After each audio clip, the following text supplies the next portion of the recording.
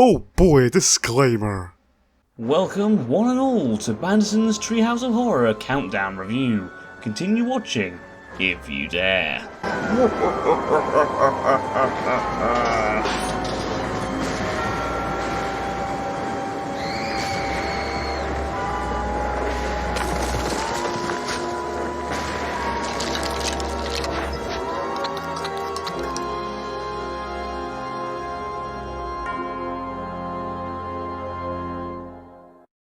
Well, we've officially reached it. Treehouse of Horror 10, the first major milestone of the series. Over the last 9 days we've seen the brilliant parody, stunning animation and genuinely scary moments that are to be expected from the annual Halloween special. But the 10th installment of anything is always a huge deal. Like I said, it's a large milestone and I'm sure the pressure was on to make one of the best Treehouse installments ever. Did they succeed or did it fall flat on its face? Let's take a look.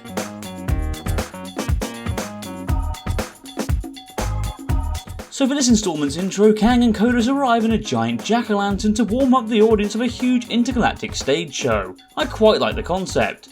After all, this is the 10th Treehouse episode, so seeing it being treated as a huge live television broadcast is really fitting.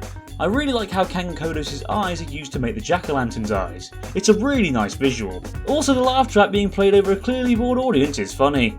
We also see the Simpson family sat on the couch in various guises that they have accumulated over the last 9 episodes. Again, it's a nice little touch because it reminds the audience of past installments.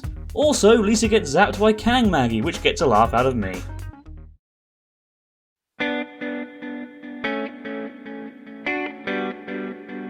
An obvious parody of I Know What You Did Last Summer, I Know What You Diddly Did starts off with the Simpsons driving on a foggy night. After Marge decides to pull over to play it safe, she hits Ned Flanders! He's well dead, so they now have to fake his death to avoid being blamed. And it seems to work until strange messages saying I know what you did start popping up all over the place. Did somebody really witness the incident? Or is something much worse after them? First thing I have to mention is how beautiful it looks. The foggy cliffside road, the use of lighting and the cinematography are all stunning. Just look at the scene in the living room where they discover all the messages. Glorious. There's some cracking references to horror movies too. Sherry and Terry playing jump rope is reminiscent of the twins from Nightmare on Elm Street.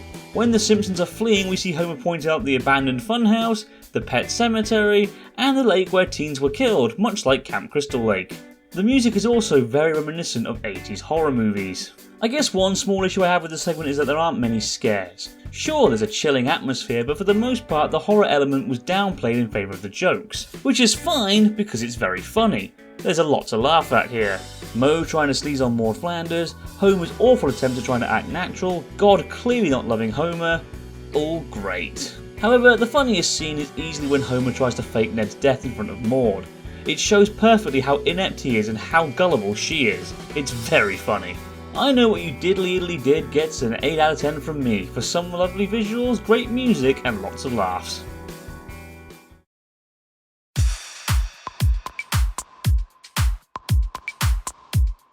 Okay, let's get the obvious out of the way. That's a shit title.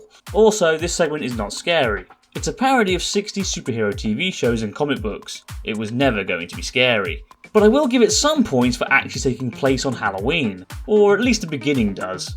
At a school Halloween party, Nelson jams the X-ray machine, causing a ray of radiation to hit Bart and Lisa, giving them superpowers. Lisa now has super strength and Bart can stretch like rubber.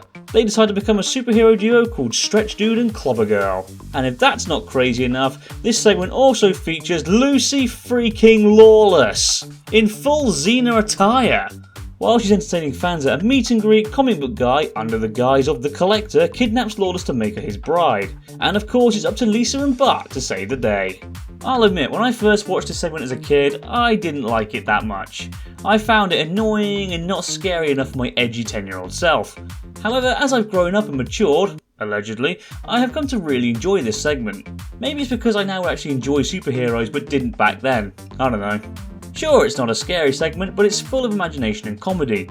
I really like Bart and Lisa's powers and enjoy how well they suit their characters' traits. Super strength benefits Lisa because she's to the point and strong-minded. Stretch abilities suit Bart because he's easygoing and a troublemaker. Comic book guy is brilliant as the Collector. Again, they really couldn't have used a better character for this role. but it's Lucy Lawless who steals the show. Not only does she bring to the table some fantastic voice acting, but the fictionalised version of herself is hilarious. Telling fans that inconsistencies in Xena are because a wizard did it is hilarious. There's also a fantastically animated fight scene between Lawless and Comic Book Guy. This segment does have a lot going on, but unlike, say, Omega Man, which was a mess, this segment has a much smoother ride, with all the important parts getting the right amount of screen time. I'll give Desperately Seeking Xena a 7 out of 10. It's a good laugh with some great animation and voice acting. Also, huge props for such an imaginative segment.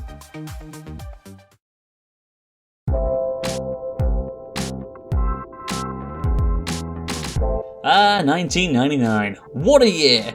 The Monday Night Wars was still a thing, PS1 was the console to have, everybody's brains had been invaded by Blue Dabba D, and of course, the Y2K bug was a thing. Life's a Glitch starts on New Year's Eve 1999 with Dick Clark hosting New Year's Rockin' Eve in Springfield. Homer, who was supposed to deal with all the Y2K bugs that Springfield had, didn't, and as a result, a mass worldwide computer virus spreads, causing all technology to go insane. And I mean everything. Milk cartons, traffic lights, waffle machines, jets, ice machines, hell, even Dick Clark turns out to be a robot. Mass looting also erupts, and in all the chaos, the Simpsons come across Krusty having issues with his pacemaker. They discover a letter on his person that reveals they are doing an evacuation on Earth. However, upon arriving, it turns out only Lisa is considered important enough to be evacuated, and she quickly picks Marge to be the one parent she can bring. Homer and Bart stow away on a second unguarded rocket, only to discover it's full of obnoxious, mediocre celebrities, and it's being shot into the freaking sun. Then Rosie O'Donnell starts singing, causing Homer and Bart to eject themselves out of the rocket simply because they couldn't stand to listen to her for another 5 minutes. Being honest, I completely understand. This is the weakest segment of the episode in my opinion, simply because I don't think it's funny, I don't think it's scary, and I don't think it flows well. Sure, the idea of all technology going mad is certainly interesting, but I just feel it could have been done better. Most of the segment doesn't even revolve around the crazed technology. I'm also not really fond on the ending. I guess you could argue it's funny to see those celebrities get sent into the sun, but I don't really know most of them. And Rosie O'Donnell and Pauly Shore are still bloody annoying. It's not all bad. Krusty's pacemaker going berserk is a highlight, and some of the crazed tech is entertaining, but I think they could have done more with it. Less rockets with celebrities and more technological death, please. Life's a Glitch and Then You Die gets a 5 out of 10. It's not terrible, but it's not really good either. It's just there. Hardly worth mentioning, but it's watchable.